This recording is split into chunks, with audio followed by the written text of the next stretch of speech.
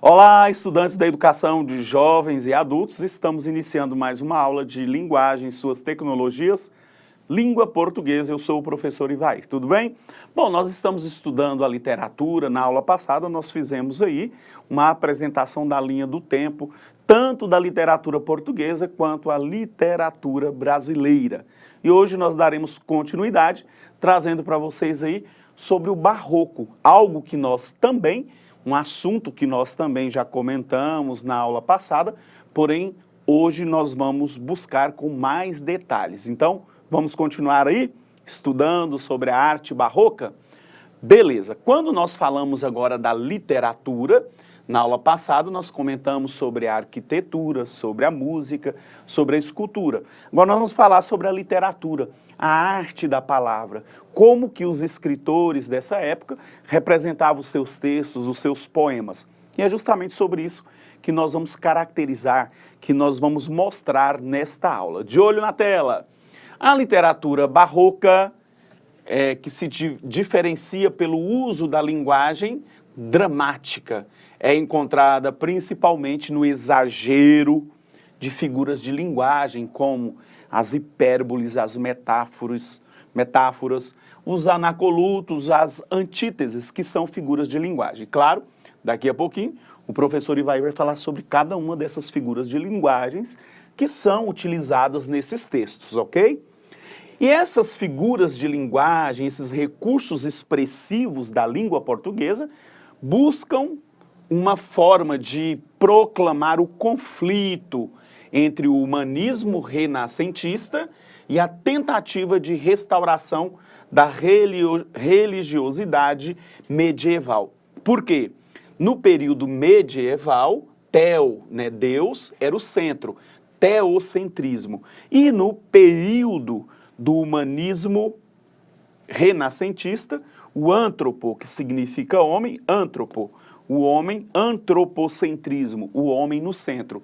Isso tudo, situado entre a razão e a fé, numa peleja entre o não espiritual e o espiritual. E é por isso que nós vamos observar nessa literatura, e chamamos de uma literatura de contradição e dos exageros, porque nesse momento, o pensamento humano em duelo, esse dualismo entre o humanismo renascentista e a fé religiosa. Então, lá no período medieval, Deus era o centro, e aí com esse renascimento, o humanismo, o homem passa a ser o centro. E aí gera o quê? Um conflito. E aí, a quem nós estamos servindo, As questões celestiais ou terrenas? As divindades ou ao homem? Então, é isso que fica. Mas agora, de modo específico, nós falaremos sobre as figuras de linguagem. Quando nós falamos em hipérbole, o que é hipérbole? É uma figura de linguagem que indica o quê? O exagero. Então, sempre é caracterizada pelo exagero. E nos textos da literatura barroca, nós vamos perceber esse exagero que é apresentado em que os poetas expressam nas suas poesias. Olha um exemplo de hipérbole, eu vou estudar muito, eu vou morrer de tanto estudar. Percebam aqui o exagero? Então, todas as vezes que nós falarmos uma expressão que indica exagero, eu dou o nome de hipérbole, Eu poderia dizer assim, olha, ela ficou tão contrariada que chorou rios de lágrimas. Olha só o exagero, como assim? Chorar rios de lágrimas. Então, caracteriza-se aí a figura de linguagem, esse recurso expressivo, para denotar, para caracterizar o exagero. Quando nós falamos em metáfora, é o quê? Uma metáfora é uma abreviação, é uma comparação implícita. Olha, é uma figura de linguagem em que se verifica uma comparação implícita. Olha, o amor é um livro. Então aqui, poderia, se fosse comparativo, ter a palavra como, olha. O amor é como um livro. Só que não tem essa comparação, que é outra figura. Aqui nós já vamos direto ao assunto. Não tem esse termo comparativo. Nós já somos direto, olha, o amor é um livro. Então, quando há essa comparação implícita, que a gente só entende analisando, a questão. O amor é um livro, ou seja, é como se fosse um livro. Então nós temos a metáfora. Temos o anacoluto, é uma outra figura de linguagem caracterizado por alterar a sequência lógica da estrutura da frase por meio de uma pausa no discurso. Eu poderia dizer, ó, a vida, olha só essa vírgula que gera essa pausa. A vida, não sei como será sem ele. Olha só. Então, a vida, vírgula, uma pausa. Já na antítese, nós vamos observar o quê? Termos com sentidos contrários. Então, é um recurso estilístico que contrapõe os termos com sentidos opostos, contrários. Água mole em pedra dura, tanto bate até que fura. Então, olha só, mole, dura. Água mole em pedra dura, tanto bate até que fura. E aí, olha o que ocorre? No Barroco, nós vamos perceber justamente essas questões. Céu, terra, o bem e o mal, sempre a alegria, a tristeza. Então nós vamos encontrar muito justamente em função dessa contradição em que viviam. Ora para o antropocentrismo ou uma dúvida entre o teocentrismo. Então há um conflito, né, no pensamento e na manifestação da poesia nesse período. Então nós vamos falar sobre o cultismo e o conceptismo, né, que correspondem respectivamente a um jogo de palavras e ideias. É onde nós iremos observar num poema essas contradições. E olha só aqui, ó, meu Deus que estáis pendente um madeiro. Então o Gregório de Matos, ele traz justamente essa contradição, né, entre o pecador, né, e de se redimir do pecado. Meu Deus que estáis pendentes no madeiro, em cuja lei protesto em viver, em cuja santa lei hei de morrer. Olha só as antíteses, viver e morrer. Amimoso, constante, firme e inteiro. Madeiro aqui se refere o quê? À cruz, né? A própria cruz de crucificação de Cristo Jesus. Neste lance, por ser derradeiro, pois vejo a minha vida anoitecer, é, meu Jesus, a hora de se ver. A brandura de um pai manso e cordeiro, ou seja, um pai que perdoa. Muito grande é vosso amor, e meu delito, porém, pode ter fim todo o pecar, e não o vosso amor que é infinito.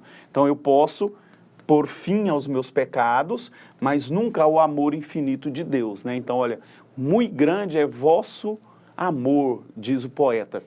E esta razão me obriga a confiar que por mais que eu pequei neste conflito, espero em vosso amor me salvar. Perceberam aqui? Nesse poema do Gregório de Matos, Meu Deus que estáis pendente num madeiro, ele expressa justamente essa contradição do barroco. Ora ele está voltado para as coisas terrenas e se arrepende e se volta a Deus. Por quê? Era o conflito que existia. Teocentrismo, as coisas celestiais de Deus, e o antropocentrismo, as coisas terrenas voltadas para a humanidade, para o ser humano. E aí, entre a salvação e o pecado, havia essa contradição. E por que surgiu isso? Em função de uma reforma que foi estabelecida por Martim Lutero e Calvin, e aí depois vem a Contra-Reforma, que é justamente questionar os dogmas das igrejas, né? De como que as pessoas professavam sua fé. Mas isso é uma outra história para um outro momento, ok? Nós vamos observar que os principais autores do barroco literário são Gregório de Matos, Bento Teixeira, Manuel Botelho de Oliveira, o Padre Antônio Vieira e o Frei Manuel de Santa Maria Itaparica. Então esses são autores aqui, né, que escreviam no Brasil esses textos. E um muito conhecido é o Padre Antônio Vieira, porque ele escreveu o sermão, né? Então, olha só, o Padre Antônio Vieira, ele foi um orador, um filósofo e um escritor dos missionários enviados para catequização, para uma conversão para a religião católica aqui no Brasil. E aí, ele vem aqui para o Brasil, muda-se com a família, né? Visto que seu pai foi incumbido de um cargo, né, de escrivão em Salvador, na Bahia. E aí, ele vai proferir os seus discursos, né? Então, destacou-se com brilhantismo no Colégio dos Jesuítas em Salvador, e ali ele despertou uma vocação religiosa. E aí ele vai fazer parte da Companhia de Jesus, né, a Ordem dos Jesuítas, e no Brasil ele trabalhou como professor no Colégio dos Jesuítas, na cidade de Olinda, que é juntinho, tá? E ademais presenciou, né, a invasão holandesa no Brasil a partir de 1624. E qual que era o objetivo dele? Eram as pregações e os sermões que estavam sempre voltados para a palavra de Deus, olha só. Mas como em um pregador há tantas qualidades e em uma pregação tantas leis, e os pregadores podem ser culpados em todas, em qual consistirá essa culpa? No pregador, né, podem se considerar 5 circunstâncias: a pessoa, a ciência, a matéria, o estilo e a voz. E aí ele diz, né, que o principal de tudo para esse pregador está no Evangelho. Então todas essas circunstâncias estão presentes no Evangelho de Jesus Cristo. Então, porque o momento da literatura era este.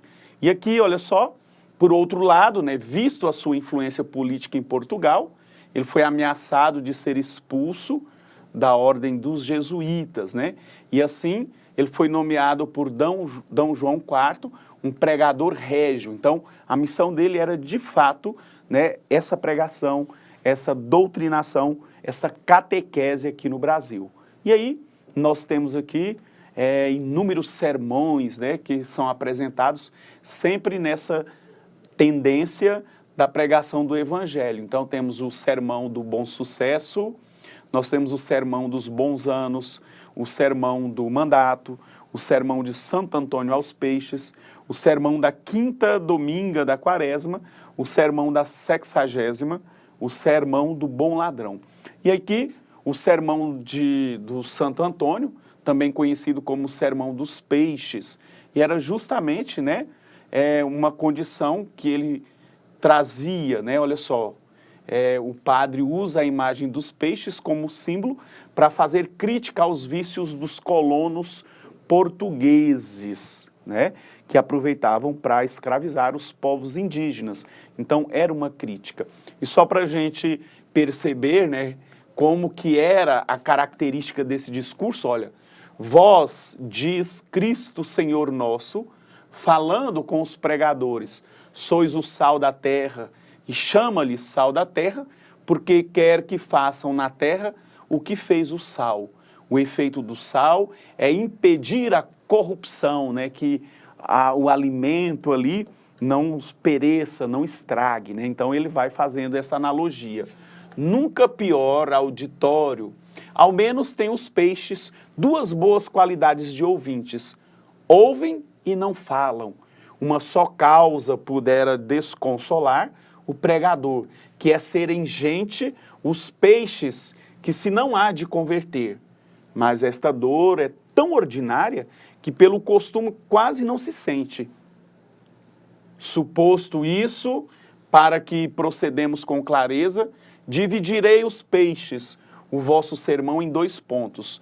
No primeiro, louvar-vos-ei as vossas atitudes, e no segundo, repreenderei-vos os vossos vícios. Então, ele diz que a partir, né, desse sal da terra, o pregador precisa fazer essa divisão, mostrar o que esses cristãos têm de bom, o que esses colonizadores tinham de bom, mas só que ele também iria repreender os vícios, ou seja, chamar a atenção onde eles estavam errando. Perceberam? Sobre a arte barroca, nós iremos sempre perceber essas contradições, né, entre o que é religioso e o não religioso. A literatura barroca sempre nos apresentará essa contradição, uma linguagem rebuscada. Por isso a presença de muitas antíteses, né? Palavras com sentidos contrários que dão essa oposição, as metáforas, sempre com essa intenção de mostrar que ora está voltado para Deus, ora para as coisas terrenas aqui, as atitudes humanas. Então é assim que se configura essa literatura barroca, ok? E claro, nós daremos continuidade ainda numa próxima aula falando sobre o barroco no Brasil. Então, nessa aula nós estudamos sobre o barroco e aguardo vocês na próxima aula. Até lá!